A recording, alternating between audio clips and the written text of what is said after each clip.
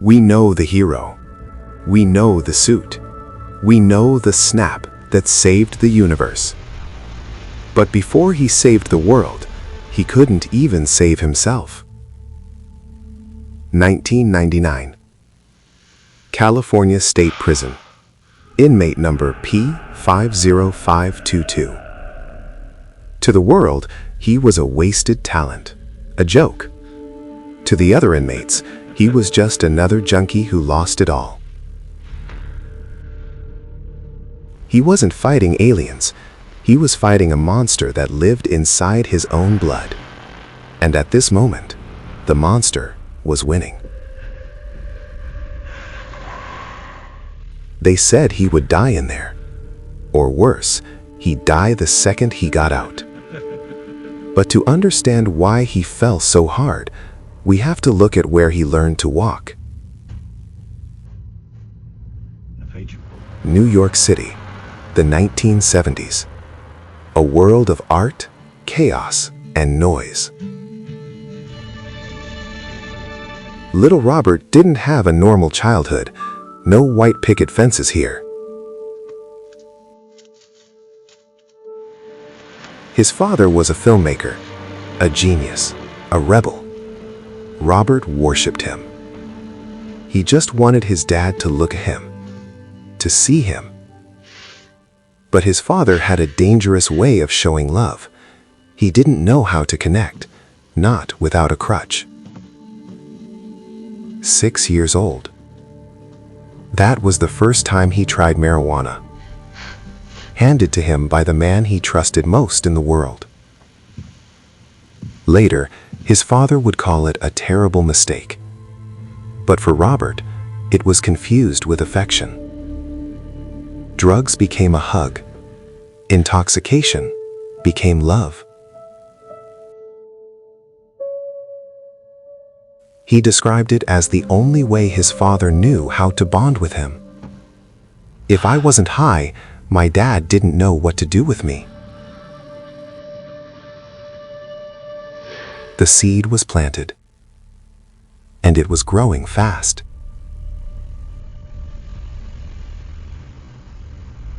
By his 20s, the talent was undeniable. He was electric. He could make you laugh, cry, and fall in love with a single look. He became Charlie Chaplin. He earned an Oscar nomination. Hollywood rolled out the red carpet. He had the world in the palm of his hand. But when the cameras stopped rolling, the silence was deafening. The hug he learned as a child, it turned into a stranglehold. It wasn't about having fun anymore. It was about survival. He said it felt like he had a shotgun in his mouth, his finger on the trigger, and he liked the taste of the gunmetal. Arrest after arrest. The studio stopped calling. The friends stopped answering. The golden boy was rusting. He wasn't Robert Downey Jr. anymore. He was a liability. Uninsurable. Unemployable. And totally alone.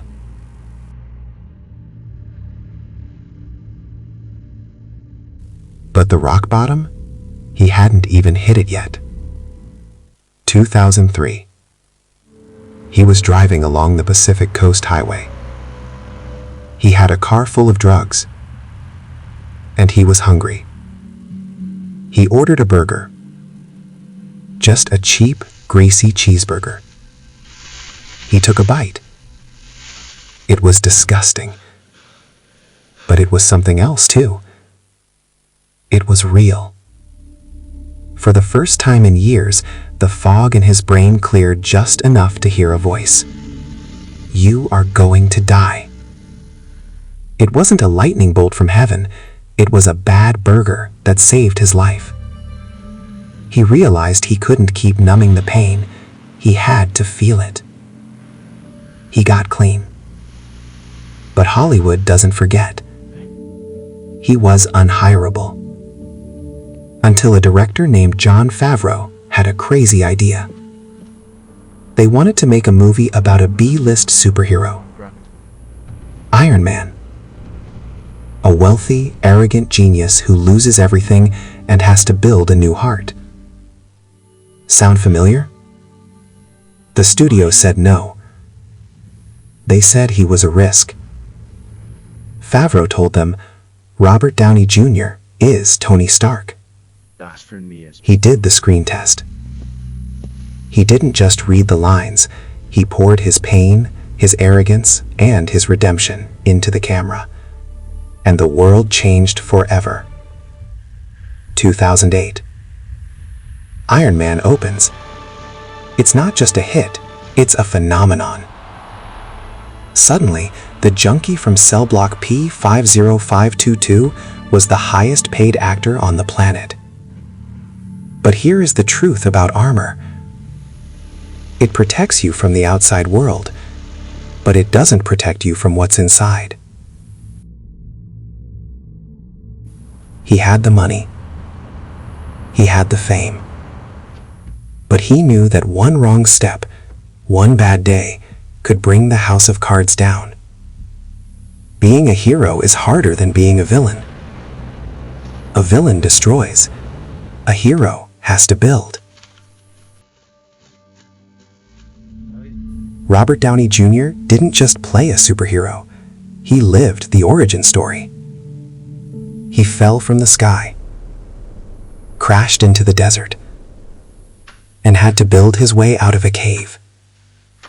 We love him not because he's perfect, but because he's broken. Just like us. His story reminds us that your past is not your prison. No matter how much rust covers your soul, there is always gold underneath. And sometimes you have to lose everything to find out who you were meant to be.